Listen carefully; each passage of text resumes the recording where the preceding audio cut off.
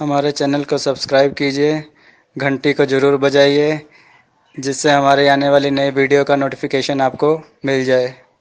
जय श्री कृष्ण भक्तों, आज हम कथा श्रवण करेंगे एक भक्त और ठाकुर जी की माया की।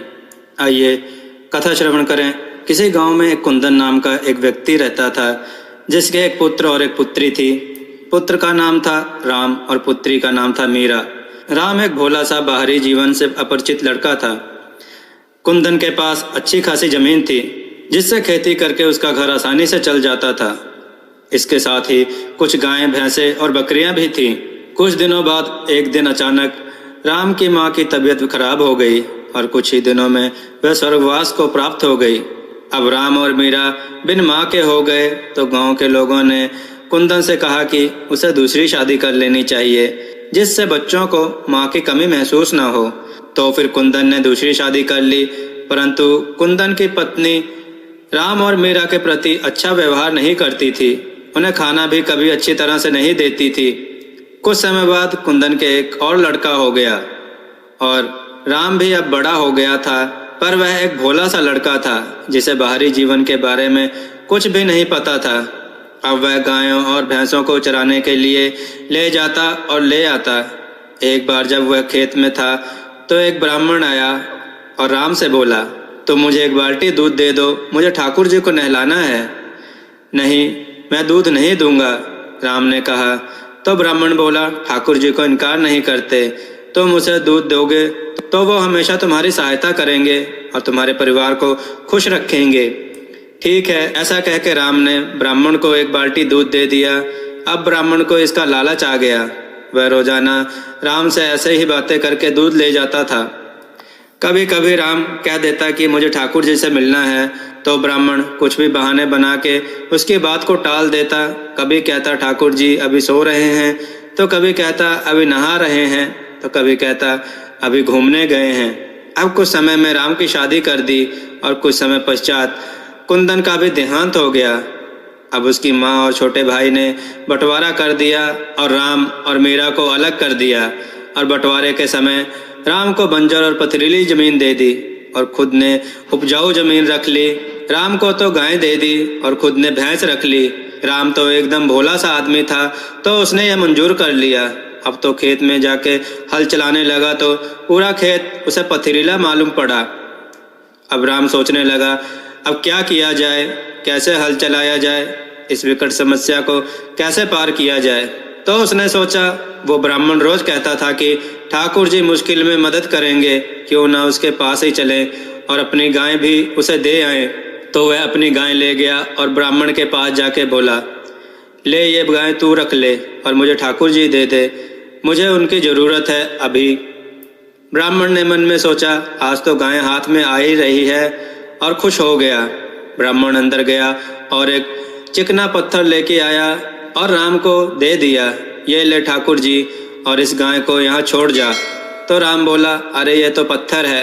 अरे ऐसा मत बोल राम, ये ठाकुर जी हैं, घर जाके इनकी पूजा कर, ठाकुर जी आ जाएंगे। ब्राह्मण ने कहा। तो राम ने कहा ठीक है, और वहाँ से उस पत्थर को घर ले आया और उनकी पूजा करके सो गया। भक्तों, ठाकुर जी तो मन के भाव देखते हैं, ये नहीं देखते कि कौन कितना अमीर है, कितना गरीब है। मन के भाव से तो आदमी एक पत्ता भी भगवान को अर्पण कर दे, वो भी वो स्वीकार कर लेते हैं। फिर ये तो और भोला व्यक्ति था। अगले दिन राम जब उठा तो उसने देखा कि उसके सामने एक आदमी खड़ा है। कौन हो तुम और इतनी सुबह यहाँ क्या कर रहे हो? तुम्हें पहले तो कभी नहीं देखा, यहाँ पर कैसे आ गए हो? राम ने कहा, मैं ठाकुर जी हूँ, तुम्ही ने तो बुलाया है मुझे।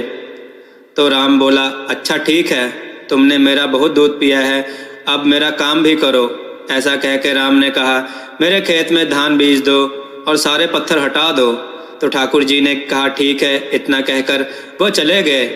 वो तो ईश्वर थे, तो कुछ ही क्षण में उन्होंने खेत बीज दिया और सारे पत्थर हटा दिए और वापस आके कहा, राम तुम्हारा खेत बीज दिया है मैंने।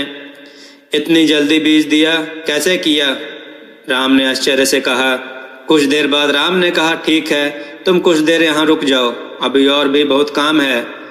फसल उगने पर उसमें सिंचाई करनी है, फसल काटनी भी है। ठीक, मैं यहाँ रुक जाता हूँ। ऐसा कहकर ठाकुर जी वहाँ रुक गए। अब कुछ समय बाद फसल पक भी गई और ढेर सारी फसल हुई तो राम ने उससे अपनी बहन मीरा की शादी कर दी और नया घर बनवा लिया। ये सब देखकर गांव वालों ने पूछा, अरे राम, तेरे बंजर खेत में इतना धान कैसे हुआ रे? मेरे ठाकुर जी मेरे साथ हैं, राम ने कहा। तो गांव वालों ने कहा, ये सब ठाकुर जी ने किया है?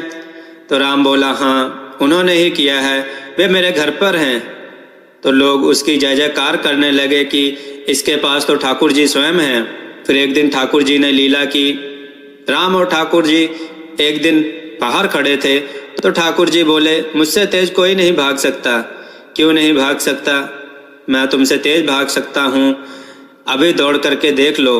राम बोला, ठीक है तो हो जाए दौड़। ठीक है तो हो ही जाए एक दौड़, ठाकुर जी ने कहा। अब राम को तो कुछ पता नहीं था। वहाँ एक तरफ एक बड़ा सा रेत का टीला था और एक तरफ ढलान। तो राम टीले की तरफ इशारा करके बोला, इधर से भागता हूँ, और ढलान की ओर इशारा करके बोला, इधर ठाकुर जी तुम भागो। अब दौड़ प्रारंभ होते ही राम टीले की ओर भागने लगा और ठाकुर जी तो ईश्वर थे, वो वहाँ से अदृश्य हो गए। राम पीछे मुड़कर देखा तो उसे वो नहीं नजर आए। राम रेत के टीले पर चढ़ा और चढ़ते ही उसने वहाँ देखा कि यहाँ वही पत्थर पड़ा था जो वह ब्राह्मण से लेकर आया था।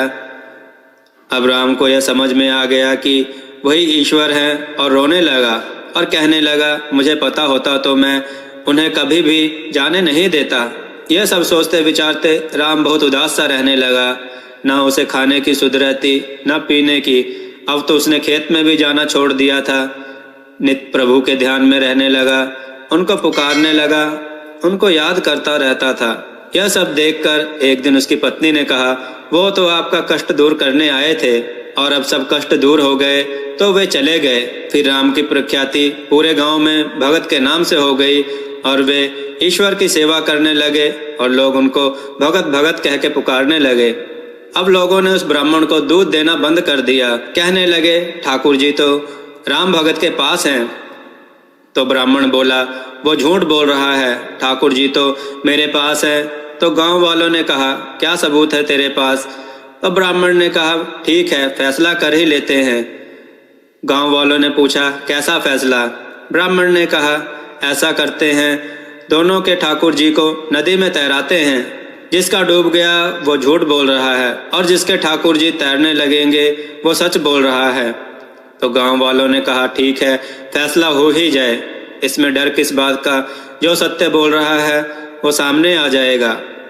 अब अगले दिन सभी लोग इकट्ठे हो गए और दोनों के पत्थरों को पालने में रख दिया और नदी की ओर जाने लगे। अब राह में ब्राह्मण ने मौका देख के दोनों पालने बदल दिए। अब जब नदी पर पहुंचे तो ब्राह्मण को कहा, भाई तू अपने ठाकुर जी को नदी में तैरा। ब्राह्मण ने जैसे ही ठाकुर जी को नदी में डाला वे डूब गए। अब वो तो पत्थर थे, पत्थर तो आप भी जानते हैं पानी में डूब ही जाएगा। अब धन्ना भगत ने जैसे ही पत्थर को पानी में फेंका तो वो भी डूब गए। ये सब प्रभु वैकुंठ से देख रहे थे। तब लक्ष्मी जी कृष्ण जी से कह रही हैं कि अब आप क्या करेंगे? आपका भगत तो आपसे आस लिए बैठा है। तो कृष्ण जी बोले, मुझसे अब कुछ नहीं होगा। पत्थर के डूबते ही राम ने कहा, अरे मेरे ठाकुर जी तो जा रहे हैं। तो वह पीछे पीछे नदी में कूद गया। अब कृष्ण जी और लक्ष्मी जी भी संकट में आ गए। तो लक्ष्मी जी ने वहाँ एक कमल का फूल फेंका तो पत्थर और राम भगत उस फूल पर आते ही ऊपर आ गए और नदी में तैरने लगे।